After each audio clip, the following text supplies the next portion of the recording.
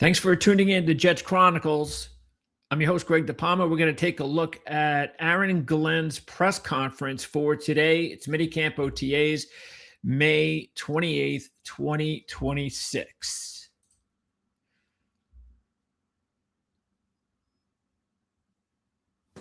Good morning.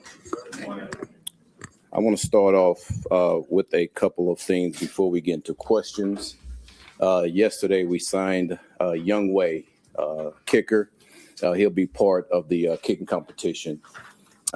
Two other things of injuries. Cade, all right, he's Cade York. He has a little groin, and he won't be practicing this week, but he'll be working stuff back in next week. And then Sadiq had a minor procedure, so he won't be out of practice today. He had a minor procedure, something that he dealt with, and we knew about, right, going to his last year of college, and he dealt with doing rookie minicamp, and we want to make sure we get it done right after rookie minicamp, so he'll be ready to go doing training camp. Other than that, it was good to get back on the field. Yes. Okay, interesting. So first of all, the Jets, one of their big transactions really for the last few weeks, even though it wasn't a blockbuster move, comes in the name of Young Wei. Okay, so I'm going to get an opportunity to talk to Kevin Knight, who runs the Atlanta Falcons site, the Falcoholic, and we're going to talk about that on the Our Lads football channel.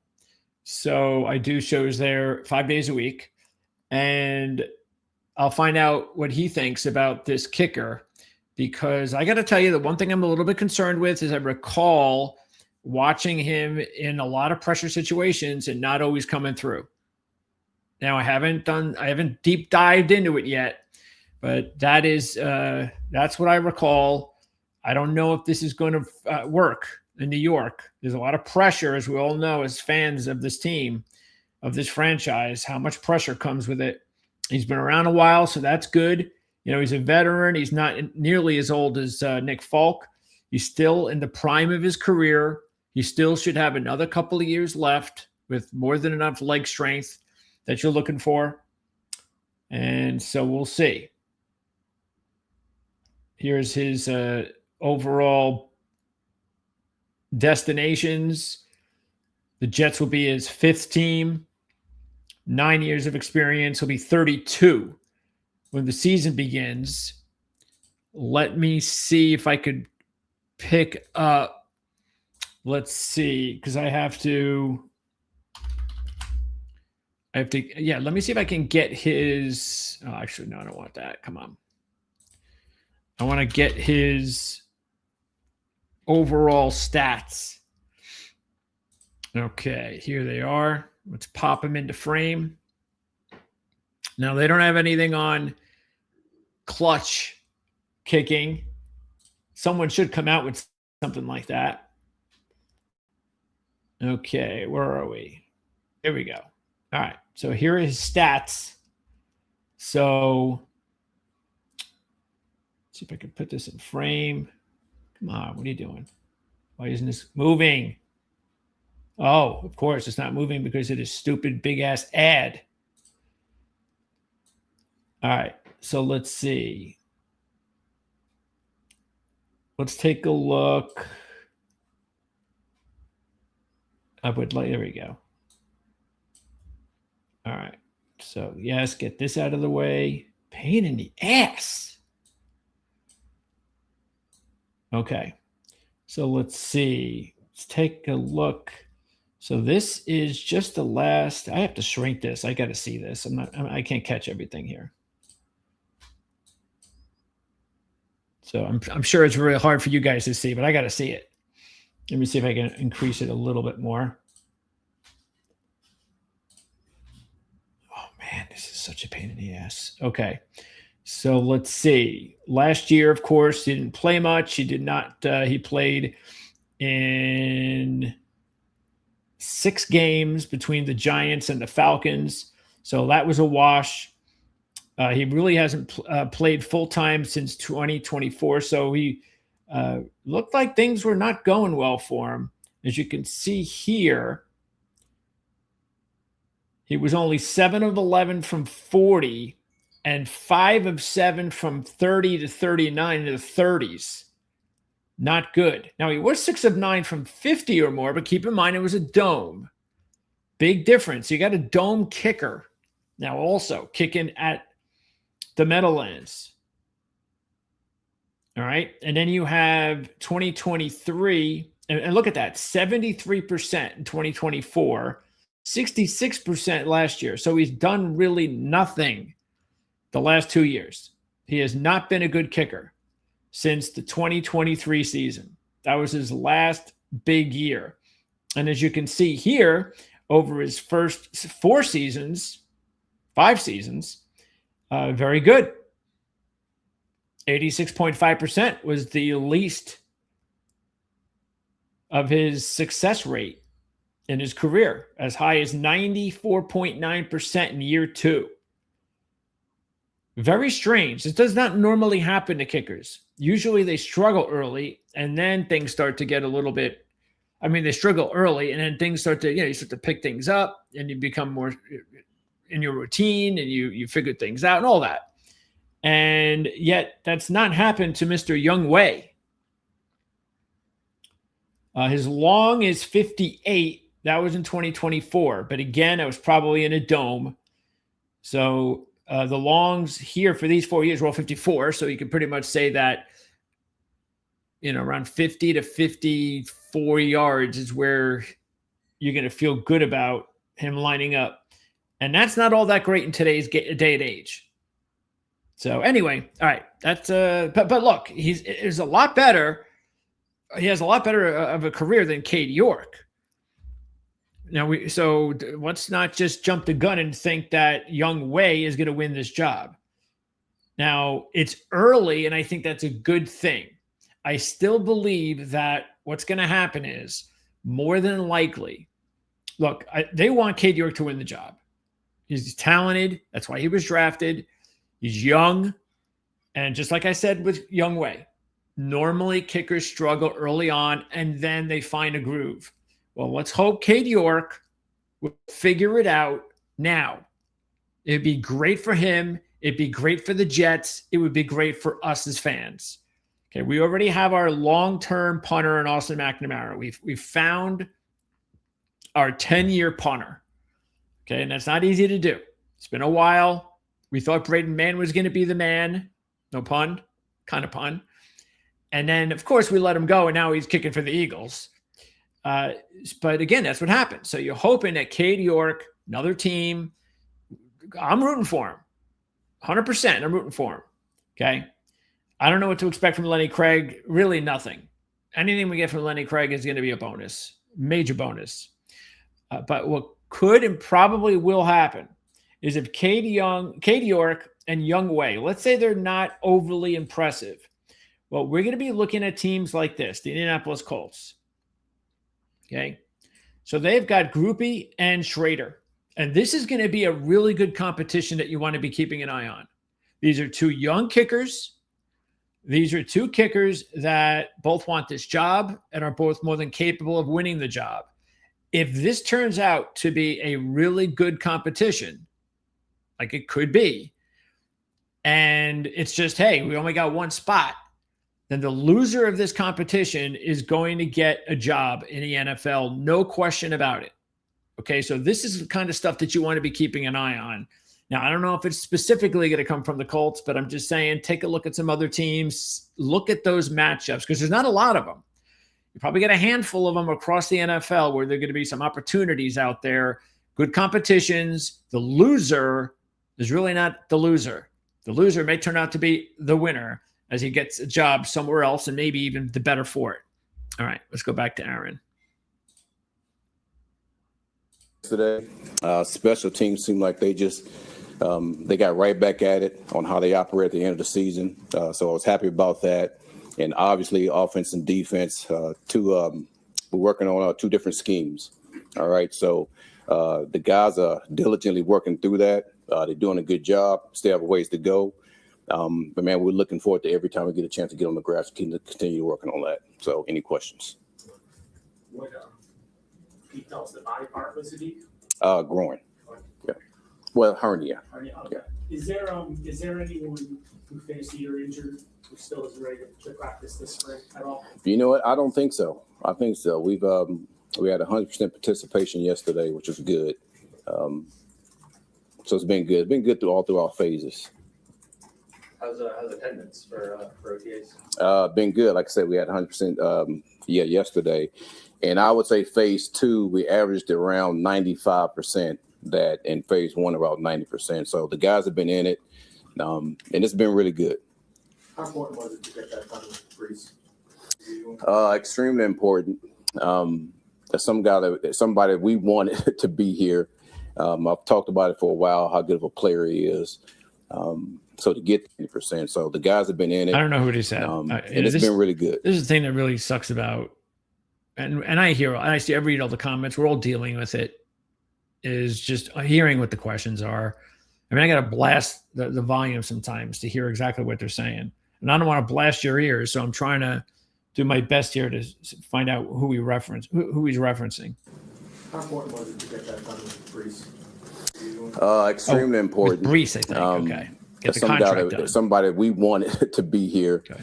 I've talked about it for a while, how good of a player he is. So to get that done and just get that out of his mind so he can just go play, that's always a good thing. It seems like Brees is really excited to play with Gino. I know it's day 2 OTAs, but what are you making of that dynamic? Well, those guys worked out together in Florida quite a bit, so there was already a relationship there. So those guys getting a chance to talk, obviously not talking true scheme because, the guys are just now getting it, but just getting a chance to know each other. I think that had a lot to do with it. So, again, looking forward to those guys continuing to work together. What have you observed about Gino with regard to leadership and the way he's acclimating with other players? Yeah, if you watch him in the huddle, when you watch him in the huddle today, man, you'll see he's he commands the huddle very well. He makes sure that everybody knows exactly what's going on when it comes to the play call. And then once he breaks the huddle, man, he makes sure everybody explodes out of the huddle and gets lined up. And then his ability to see exactly what's going on and try to make the play calls, whether it's protection calls or things like that, identifying the mic. He's very commanding, and you'll see that when it comes to that. So that what shows up from yesterday, really well. Did you know him before that? I mean, I know you knew. Yep. Did you have any type of relationship with him before? Yeah. Actually, when we drafted him, I was scouting here. He wasn't in my area, but that was my first time actually getting a chance to really talk with him. And just the fact of how he's grown from that time to now, man, is outstanding. So, and he's still growing, even been in the league as long as he has, and he'll tell you that. And I think that's for anybody, but that was my only time having that conversation with him at that time. How has he grown? His ability, one, to command the huddle, his true understanding of protection and how to make sure he protect himself in that aspect. And also his leadership ability also of, listen, just by the way that I operate, just let my influence show leadership other than really trying to talk it through with everybody. How has Garrett looked? Garrett. One of the things that I've noticed about, and the more this goes on with the realization that Geno Smith would be our starting quarterback and all that, and I kind of felt this right away when it happened, which is, hey, look what we've had to deal with. Even though Aaron had a pretty decent season in his last year, well, in his only real season starting for us, it was okay. And but I still think Geno could do better than that, and will be a better team around him as well. And he's a lot younger. So, but that's the best comparison for Geno was Aaron Rodgers. You have to go back a while before that. And so it's a very different situation as opposed to, say, Geno coming in and replacing a Pro Bowler, replacing an upper echelon quarterback. I can see how some fans would be a little bit nervous and maybe concerned, but that's not where we as fans understand the quarterback position and what we've had to deal with for quite a long time. So this is going to be an upgrade. Now, how much of an upgrade is going to definitely determine how far we go. But one of the things I also looked at was that he is one of the most sacked quarterbacks in the NFL over the last couple of seasons. And so that is a plus because we have a better offensive line than he's dealt with. And I also believe that in his final season in Seattle, I don't think that the play calling and the way that they built the team was anywhere near as effective as it was last year when they won the Super Bowl. I think there was a little bit too dependent upon Geno. And so I thought that Clint Kubiak did a fantastic job with, of course, they won the Super Bowl and he gets a head coaching job over it.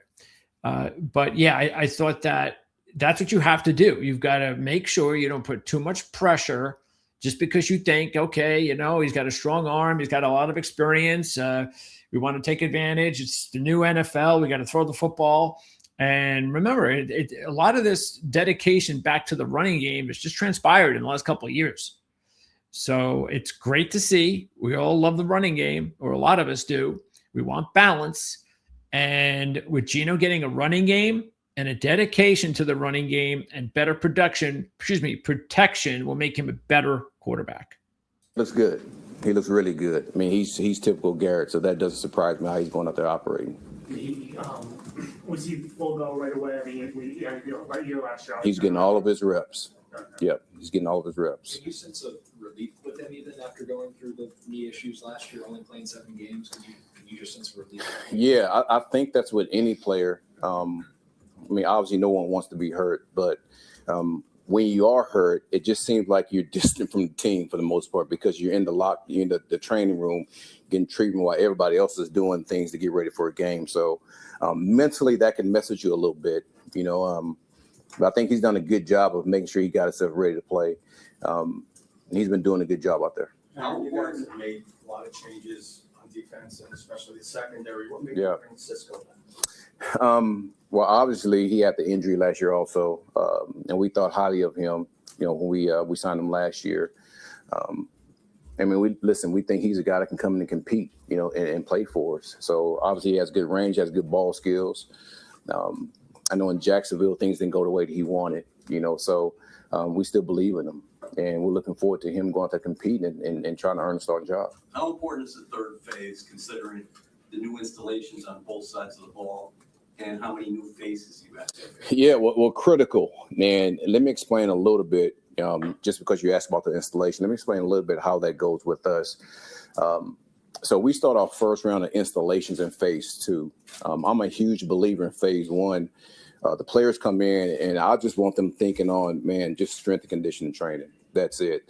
So it's almost like, how some guys be away from the facility and they do that. I want them to think in that aspect. And I think that what gives us a chance to draw, many guys here, because, that's all I want them thinking about. Phase 1, strength and conditioning. Going into phase 2, we're still thinking about strength and conditioning, but that's when the installation comes in, and that's the first round of installation. And we throw a lot at those guys. So it's 3 weeks of everything that we're doing when it comes to the system. And then phase 3, we actually start right back over again with the installation. So what the players that get, phase 2, the installation, phase 3, the installation, then we will come back with training camp, they get the installation again. So that'll be 3 times they get a chance to really dig deep in what the scheme is. Aaron, since we talked to you last, New York's become a bit of a basketball town. Have you noticed any of that? And is there any? Yeah, it's hard not to notice it. And glean from it for your team? I tell you what, that is a gritty team, and it's hard to be a gritty team without gritty players. And it all starts with the point guard. And I mean, you could tell that the leadership, the fight, everybody follows that. And it's easy to follow that. And he's a guy, and I continue to say this, that leadership really comes down to one word, and that's influence. And you really see the influence that he has. And it's not always verbal. There's a lot of just what he do and how he operates. So, pulling for those guys, I really am. Because they play their ass off, and it's fun to watch, and it's good to see. So we talked about the players and just kind of where they at, but how do you feel like you've grown in coming into your second OTA? Man, in a number of ways, from a head coach perspective, and obviously decision making when it comes to surrounding yourself with the right people. Man, of making sure like everything is detailed out. You know, it's not that I didn't do it last year, but man, I just been like meticulous on those things, making sure that every practice that we have, there's a reason behind it, and then explaining that not only the coaching staff but also to the players of what we're trying to do.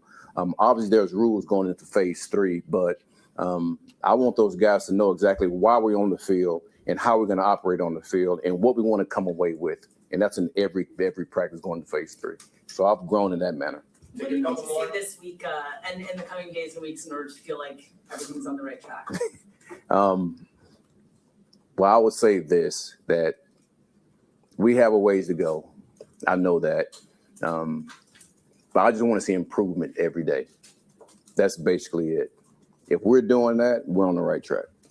With Pons, I know you said he played inside, outside. Yep. What's the game plan in terms of getting him there? Is he going to do both right away? Is he going to break him in one? Yeah. Here's what we found out in phase 2 going through the installations. When you start to ask him questions about the responsibilities inside and outside, he's quick to give you answers. That number one tells you that mentally he can pick those things up. So now how does he do that, in live action? So now we start him out at nickel, see how he operates. Then we'll put him on outside maybe today and see how he operates there. And let's just see if he can continue to handle that, because sometimes it's different just doing it in the classroom than doing it on the field. So we'll be able to see that as we go through these practices. Last one. At quarterback, is there an open competition for the backup job or between those 3 guys, or do you have like a pecking order? It is an open competition. Obviously Gino's our 1. Bailey, he was our 2. But that can change as we go through these practices. So, but that's how we started out yesterday. Thanks, everybody. Yeah, a lot of weak questions. Let's hope that since it's the first a handful or more during OTAs here, that they'll get better. Let's just hope that let's just get these introductory questions out of the way, because most of them are pretty lame. All right. Let's see. A few more things before we wrap up. Let me take a look. Let's see. I want to take a look at, here we go. Let me see. Let's see what's out there on YouTube for the Jets. Some highlights. There's the press conference. I will say this, and I don't know whether or not you've noticed it, but there have been a lot of positive videos out. And as much as I have been and always will be as positive as a person that you're going to find, especially for a Jet fan, I think that some of the channel owners that cover the Jets need to just relax a little bit.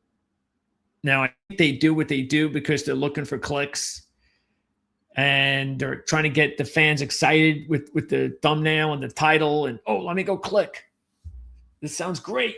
I need some positive, and that's fine. I'd rather have the positive stuff than the negative stuff. But just as a fan, just temper everything, okay, including Cade Klubnik. Remember, we talked about Cade. You could check out the show that we did right after the draft with me and Jan. And we went over Cade. We went over the scenario. What would happen if Cade surprised the Jets? And it looked like, and this is why I loved the fact that the Jets grabbed Klubnik in this draft, because it gave him an opportunity to take a quarterback.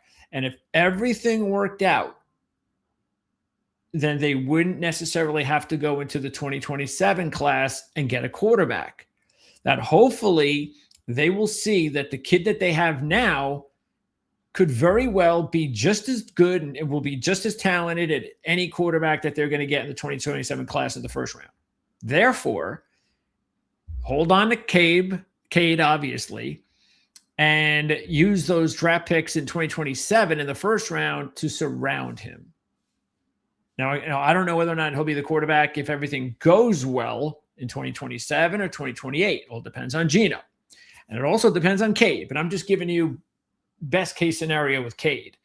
So we said it right at the start that we believed in Cade, that there was the possibility, and this is why we love the pick, that what you're seeing could happen. Okay, because the Clemson situation last year was ridiculously bad all across the board. And you could not blame any of the players, because that's what everybody's talking about with Cade and with Peter Woods and with Miller on the offensive line for the Lions. I mean, you go down the line and, didn't have a good senior season, didn't have a good last season, didn't play well. It was inconsistent in 2025. It's like, it can't be all the kids' fault. It was the coaches. It's their fault. Okay, so and you can see this over and over and over again. This is what good coaching and bad coaching and inconsistent coaching can do. And Dabo Swinney has not been the same coach since his two big coordinators left. Last year, he really should have had two of them. Well, he could have had. Barely, because if Virginia would have beat Duke in the ACC championship game, Virginia would have been in the playoffs, and it would have been Virginia. I think Virginia would have made the playoffs, and it would have been Virginia and Oklahoma in the playoffs, both coached by the coordinators that were with Clemson when they won a national championship. You just can't lose it. Look at the Detroit Lions. You can't lose that sort of talent of coaching and be the same, and he hasn't had the same. So with Cade, just got to hope that we've got the right kid. Now, the whole point of what I'm saying is, though, whether it's Cade or anything else that we're hearing, it's just, look, I'm happy for the positive channels. Love it. Okay. But just for the viewers, just relax. Okay. Because I don't want anybody, I don't want the fans. See, this is what happens. You're so dying for positive news because you're so sick of the negativity that when some positive news does happen and you start hearing some positive things about especially young players that you just drafted, the next wave that will hopefully lead you to a winning culture and a winning program, you start to get a little bit too excited too soon. Okay, because remember, nobody's playing physical football yet. And what happens when physical players get together? We have injuries. So we have to remember that. Okay, we got to hopefully just stay healthy because we cannot compete this season. And we got to and look, that is so important for Aaron Glenn. He's got to get the hit squad off of him. And in order for that to happen, they've got to stay away from injuries because the hit squad doesn't care. They don't care. You saw that in December of last year when he had nothing in personnel. And Brady Cook was the quarterback, and they didn't care.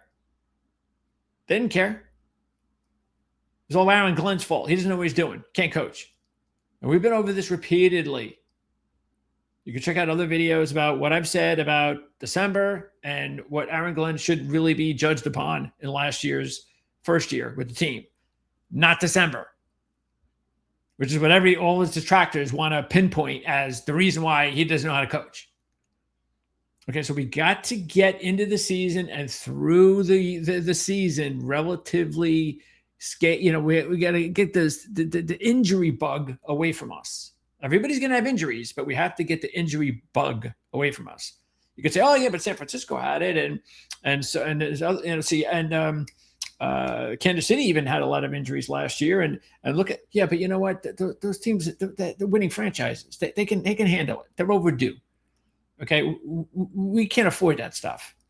All right, we need a break. Okay, with the injuries, so we got to get through the injuries. We got to keep this positive, even though it's only May. We got to keep this positive momentum going. Just don't get carried away. Okay, because I don't want to see the fans thinking too much, too soon, and then getting let down. And then all of a sudden, it's like if the team goes 0-1 or something like that, like if we lose to freaking Salah in week 1, I think I'm going to be pissed beyond belief. But it's only week 1, okay? So anyway, I'm glad for the positive reinforcement. Let's keep that going, but just temper the enthusiasm, because there's an awful lot. Look at this, UDFA steal, great news, all sorts of stuff. That's really, I can go through this and trust me, there's a whole lot of stuff here about a lot of positive Jet stuff, which again is really good stuff. So there's our boy Matt O'Leary talking about Cade, and best of luck to Cade. Okay, so that's going to wrap it up. We'll see you again here real soon on both Jets Confidential, and I'm also going to see if I can post this on my other channel at Prime Sports Network, because we can get a little bit more traffic that way, and maybe even sneak into the R-Lads channel at some point.